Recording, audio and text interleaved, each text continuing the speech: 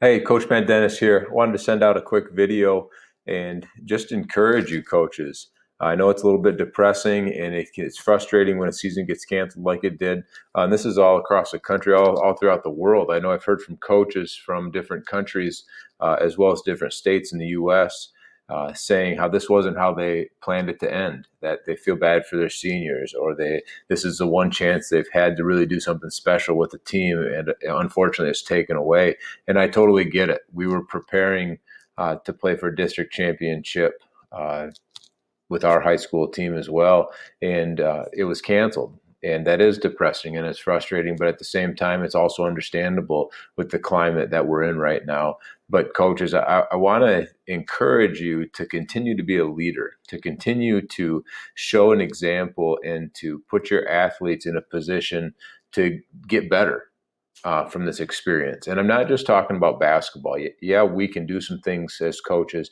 We can send out workout plans. We maybe can show some highlight videos, or we can break down some things to give to them in a way to keep our athletes just engaged with the game of basketball. But the bottom line is that basketball takes a back seat to what's going on right now. And the things that are going to be most important to us are things like family, things like safety.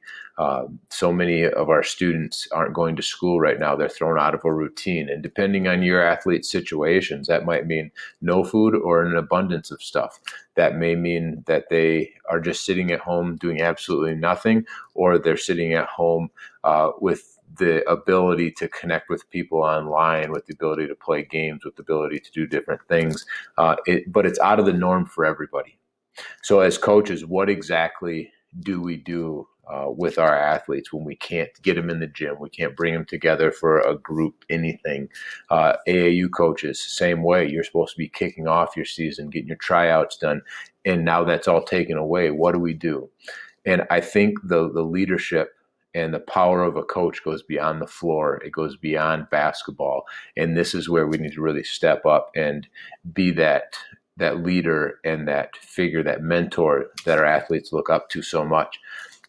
And a couple of just quick ideas. One is, something as simple as a text a day, uh, a word of encouragement for them, a question of the day. Hey, what are you doing with your time today? Hey, how have you gotten better? What book are you reading? Anything like that. We don't need to bombard them, but we want to engage with them. We want them to know, hey, we're still here. The other thing that we can do is ask them to respond in a GIF. Ask them to give a picture of what they're doing. Ask them to give you something that they can express themselves in another way than words, because text messaging can be a powerful tool, but at the same time, how do you express exactly how you feel, and you get something out there when you really don't feel like talking, when your day isn't going the way that you wanted it to? I mean, all of those things affect a young person in so many ways, and just engaging with them. Some of these kids' parents are working, some are at home. I mean, everybody is in a completely different situation, but I can guarantee you this: whether you're an AAU coach, a middle school coach, a high school coach, if you have contact information, your kids want to hear from you.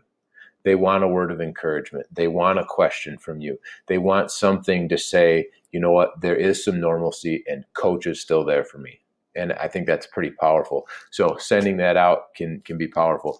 The other thing is just ask them, what positive thing has gone on today? What's one thing that you took from today? What's one thing that you learned? What's one way that you helped somebody?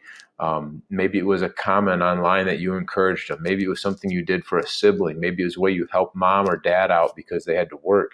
But what's one way that you made things around you better?